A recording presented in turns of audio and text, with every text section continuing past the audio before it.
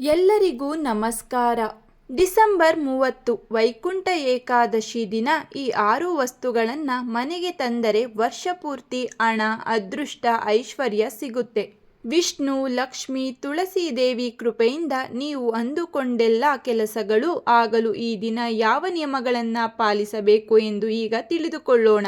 ಸ್ವತಃ ಶ್ರೀ ವೆಂಕಟೇಶ್ವರ ಸ್ವಾಮಿಯು ಶ್ರೀದೇವಿ ಹಾಗೂ ಭೂದೇವಿ ಸಮೇತ ಭೂಲೋಕಕ್ಕೆ ಬಂದು ತನ್ನ ಭಕ್ತರಿಗೆ ದರ್ಶನ ನೀಡುವ ಪರಮ ಪವಿತ್ರವಾದ ದಿನವೇ ಈ ವೈಕುಂಠ ಏಕಾದಶಿ ದಿನ. ತನ್ನ ಭಕ್ತರಿಗೆ ದರ್ಶನ ನೀಡುವ ಮುನ್ನ ಮುಕ್ಕೋಟಿ ದೇವತೆಗಳಿಗೆ ಉತ್ತರ ದ್ವಾರದ ಮೂಲಕ ವಿಷ್ಣು ದೇವರು ದರ್ಶನ ನೀಡುತ್ತಾನೆ. ಆದ್ದರಿಂದ ಇದನ್ನು ಮುಕ್ಕೋಟಿ ಏಕಾದಶಿ ಎಂದು ಕರೆಯುತ್ತಾರೆ. ಈ ಏಕಾದಶಿಗೆ ಪುತ್ರದ ಏಕಾದಶಿ ಎಂಬ ಮತ್ತೊಂದು ಹೆಸರಿದೆ. ಸಂತಾನ ಬೇಕು ಎಂದು ಈ ಏಕಾದಶಿ ಆಚರಣೆ ಮಾಡಿದರೆ ಶೀಘ್ರವಾಗಿ ಸಂತಾನ ಪ್ರಾಪ್ತಿಯಾಗುತ್ತದೆ. ಈ ವೈಕುಂಠ ಏಕಾದಶಿಯಂದು ಮನೆಗೆ ಸಮೀಪವಿರುವ ವಿಷ್ಣು ದೇವಾಲಯಕ್ಕೆ ತೆರಳಿ ಉತ್ತರ ದ್ವಾರದ ಮೂಲಕ ಕುಟುಂಬ ಸಮೇತರಾಗಿ ವಿಷ್ಣು, ಲಕ್ಷ್ಮಿ, ಭೂದೇವಿಯ ದರ್ಶನ ಮಾಡಿದರೆ ಮೋಕ್ಷ ಸಿಗುತ್ತದೆ. ಪುಣ್ಯದ ಜೊತೆ ನಿಮ್ಮ ಎಲ್ಲ ಕೋರಿಕೆಗಳು ನೆರವೇರುತ್ತದೆ. ವೈಕುಂಠ ಏಕಾದಶಿ ದಿನದಂದು ಉಪವಾಸ ಇರುವುದು ಅತಿ ಮುಖ್ಯ. ಈ ದಿನ ಉಪವಾಸವಿದ್ದರೆ ಅದೆಷ್ಟೋ ವರ್ಷ ತಪಸ್ಸು ಮಾಡಿದ ಪುಣ್ಯ ಸಿಗುತ್ತದೆ. ಈ ಒಂದು ಏಕಾದಶಿ ಆಚರಣೆ ಮಾಡಿದರೆ ವರ್ಷದಲ್ಲಿ ಬರುವ 24 ಏಕಾದಶಿಯನ್ನ ಆಚರಿಸಿದ ಫಲ ಸಿಗುತ್ತದೆ. ಲೋಕರಕ್ಷಕನಾದ ವಿಷ್ಣು ದೇವರು ತನ್ನ ಭಕ್ತರು ಕೇಳಿದ್ದನ್ನು ಈ ದಿನ ಕರುಣಿಸಿ ಕಾಪಾಡುತ್ತಾನೆ. ಹಾಗಾಗಿ ವಿಷ್ಣು ಹಾಗೂ ಲಕ್ಷ್ಮೀ ದೇವಿಯನ್ನ ಸಂತೃಪ್ತಿಪಡಿಸಲು ಈ ವಸ್ತುಗಳನ್ನು ಮನೆಗೆ ತರಬೇಕು. ಮೊದಲನೆಯದಾಗಿ ಈ ದಿನ ನಿಮ್ಮ ಶಕ್ತಿಗೆ ಅನುಗುಣವಾಗಿ ಈ ಒಂದು ಸೀರೆಯನ್ನ ಮನೆಗೆ ತನ್ನಿ. ಈ ಸೀರೆಯನ್ನ ತುಳಸಿ ಮಾತೆಗೆ ನೀವು ಪ್ರೀತಿಯಿಂದ ತರಬೇಕು. ಒಬ್ಬ ಸುಮಂಗಲಿಗೆ ನೀಡುವ ಅರಿಶಿಣ, ಕುಂಕುಮ, ಬಳೆ, ಸೀರೆ ಇವುಗಳನ್ನು ತಂದು ತಾಯಿ ತುಳಸಿ ಮಾತೆಗೆ ಅರ್ಪಿಸಿದರೆ ಸಾಕ್ಷಾತ್ ವಿಷ್ಣು ದೇವರ ಜೊತೆ ಶ್ರೀ ಮಹಾಲಕ್ಷ್ಮೀ ದೇವಿಯು ಸಂತೋಷಗೊಂಡು ಭಕ್ತನು ಬೇಡುವ ವರಗಳನ್ನೆಲ್ಲ ನೀಡುತ್ತಾನೆ.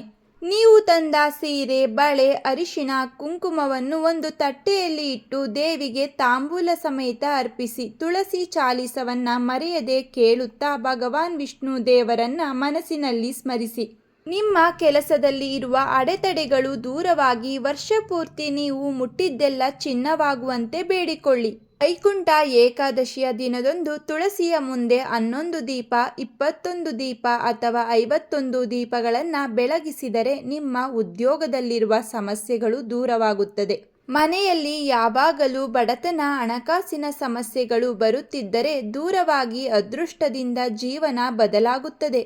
ಅಷ್ಟೇ ಅಲ್ಲದೆ ವಿಪರೀತ ಸಾಲದ ಸಮಸ್ಯೆಗಳು, ಅನಾರೋಗ್ಯದ ಸಮಸ್ಯೆಗಳು ಇದ್ದವರು ತುಳಸಿ ಮಂಜರಿಯಿಂದ ಅಂದರೆ ತುಳಸಿಯ ಬೀಜಗಳನ್ನು ಹಾಲಿನಲ್ಲಿ ಬೆರೆಸಿ ವಿಷ್ಣು ದೇವರು ಹಾಗೂ ಶಿವನಿಗೆ ಅಭಿಷೇಕ ಮಾಡಿಸಿದರೆ ಎಲ್ಲ ಕಷ್ಟಗಳು ಶೀಘ್ರವಾಗಿ ನಿಮ್ಮಿಂದ ದೂರವಾಗುತ್ತದೆ ಹಾಗೂ ಹಣಕಾಸಿನ ಸಮೃದ್ಧಿಯನ್ನು ನೀವು ಸದಾ ಮನೆಯಲ್ಲಿ ನೋಡಬಹುದಾಗಿದೆ.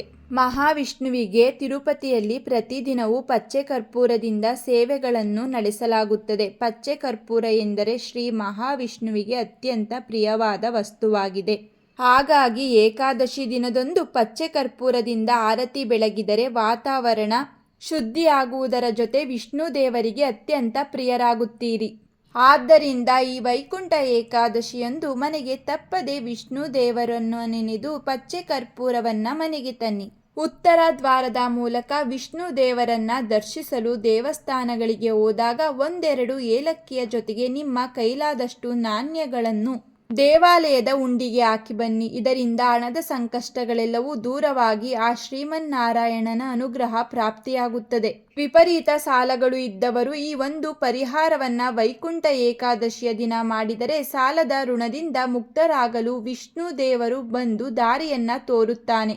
ಮನೆಯಲ್ಲಿ ಲಕ್ಷ್ಮೀ ದೇವಿಯು ವಾಸವಾಗಿರುವ ಕವಡೆಗಳನ್ನು ಇಡಬೇಕು. ಕೆಲವರ ಮನೆಯಲ್ಲಿ ಇಟ್ಟಿರುವುದಿಲ್ಲ. ಅಂತಹವರು ವೈಕುಂಠ ಏಕಾದಶಿಯ ದಿನದಂದು ಲಕ್ಷ್ಮೀ ದೇವಿಯನ್ನ ನೆನೆದು ಮನೆಗೆ ಹಳದಿ ಬಣ್ಣದ ಕವಡೆಯನ್ನ ತಂದರೆ ಐಶ್ವರ್ಯವನ್ನೇ ಮನೆಗೆ ತಂದಂತೆ. ಮಹಾಲಕ್ಷ್ಮೀ ದೇವಿಯು ಕವಡೆಗಳ ರೂಪದಲ್ಲಿ ನಿಮ್ಮ ಮನೆಯಲ್ಲಿ ಶಾಶ್ವತವಾಗಿ ನೆಲೆಸುತ್ತಾಳೆ. ಮನೆಗೆ ತಂದಂತಹ ಕವಡೆಗಳನ್ನು ಹಾಲಿನಿಂದ ತೊಳೆದು ಒಂದು ತಟ್ಟೆಯಲ್ಲಿ ಒರೆಸಿ ನಿಮ್ಮ ಮನೆಯ ದೇವರ ಕೋಣೆಯಲ್ಲಿ ಅಥವಾ ಬೀರುವಿನಲ್ಲಿ ಎತ್ತಿಡಬೇಕು. ಇದರಿಂದ ಹಣಕಾಸಿಗೆ ಎಂದಿಗೂ ಮನೆಯಲ್ಲಿ ಕೊರತೆ ಉಂಟಾಗುವುದಿಲ್ಲ.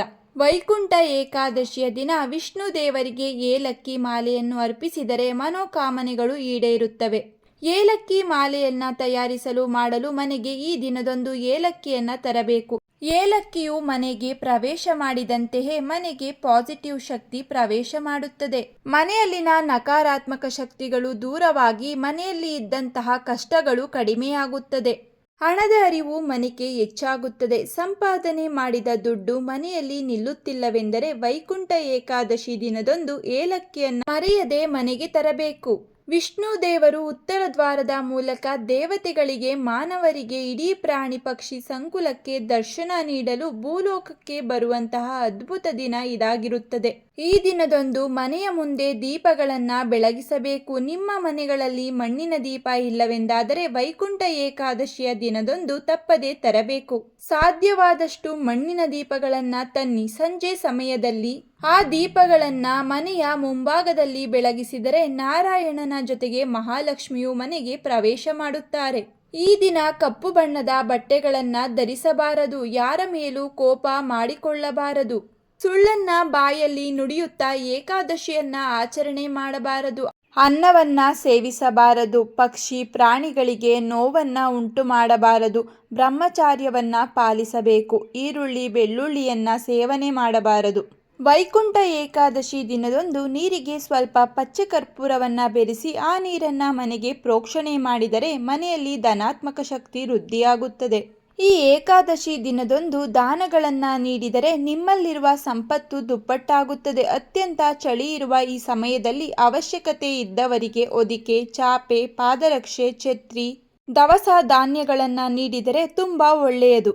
ಧನಿಯಾ ಅಥವಾ ಕೊತ್ತಂಬರಿ ಬೀಜಗಳನ್ನು ಈ ದಿನ ಮನೆಗೆ ತರಬೇಕು. ಮಹಾಲಕ್ಷ್ಮಿ ದೇವಿಗೆ ಅತ್ಯಂತ ಪ್ರಿಯವಾದ ವಸ್ತು ಇದಾಗಿದ್ದು ವೈಕುಂಠ ಏಕಾದಶಿಯ ದಿನದಂದು ತಂದಂತಹ ಕೊತ್ತಂಬರಿ ಬೀಜಗಳನ್ನು ಪ್ರತಿನಿತ್ಯ ಅಡುಗೆ ಮಾಡುವ ಪದಾರ್ಥದಲ್ಲಿ ಬಳಸುತ್ತಾ ಬರಬೇಕು. ಇದರಿಂದ ಮಹಾಲಕ್ಷ್ಮಿ ದೇವಿಯ ಅನುಗ್ರಹ ಪೂರ್ಣವಾಗಿ ನಿಮಗೆ ಸಿದ್ಧಿಯಾಗುತ್ತದೆ. ಈ ದಿನ ಭಗವದ್ಗೀತೆ ಪಾರಾಯಣ ಹಾಗೂ ವಿಷ್ಣು ಸಹಸ್ರನಾಮ ಪಾರಾಯಣ ಮಾಡುವುದು ಕೋಟಿ ಪುಣ್ಯವನ್ನ ತಂದುಕೊಡುತ್ತದೆ. ಮನೆಯಲ್ಲಿ ವಿಷ್ಣು ಸಹಸ್ರನಾಮ ಪುಸ್ತಕ ಇಲ್ಲವೆಂದರೆ ವೈಕುಂಠ ಏಕಾದಶಿಯ ದಿನದಂದು ತಪ್ಪದೆ ತನ್ನಿ. ವಿಷ್ಣು ಸಹಸ್ರನಾಮ ಇರುವ ಪುಸ್ತಕಕ್ಕೆ ಪೂಜೆ ಮಾಡಿ ನಂತರ ಓದಲು ಆರಂಭಿಸಿ. ಮನೆ ಮಂದಿಯೆಲ್ಲ ಈ ಪುಸ್ತಕವನ್ನ ಪೂಜೆ ಆದ ನಂತರ ಮುಟ್ಟಿದರೆ ಏಕಾದಶಿ ದಿನದಂದು ಪುಣ್ಯ ಫಲ ಸಿಗುತ್ತದೆ. ವಿಷ್ಣು ಸಹಸ್ರನಾಮ ಓದಲು ಈ ದಿನ ಆರಂಭಿಸಿದರೆ ಮಹಾಲಕ್ಷ್ಮಿ ದೇವಿಯು ಇಡೀ ಮನೆಗೆ ಐಶ್ವರ್ಯವನ್ನ ನೀಡುತ್ತಾಳೆ. ಇವತ್ತಿನ ಈ ಮಾಹಿತಿ ನಿಮಗೆ ಇಷ್ಟವಾಗಿದ್ದಲ್ಲಿ ಈ ವಿಡಿಯೋವನ್ನು ಲೈಕ್ ಮಾಡಿ, ಹಾಗೆ ನಿಮ್ಮ ಫ್ಯಾಮಿಲಿ ಮತ್ತು ಫ್ರೆಂಡ್ಗೆ ಶೇರ್ ಮಾಡಿ. ಇದೇ ರೀತಿಯ ಮತ್ತಷ್ಟು ಮಾಹಿತಿಗಾಗಿ ನಮ್ಮ ಚಾನಲ್ ಅನ್ನು ಸಬ್ಸ್ಕ್ರೈಬ್ ಮಾಡಿಕೊಳ್ಳಿ. ಮತ್ತೆ ಸಿಗೋಣ ಮತ್ತೊಂದು ವಿಡಿಯೋದಲ್ಲಿ. ಎಲ್ಲರಿಗೂ ಧನ್ಯವಾದಗಳು.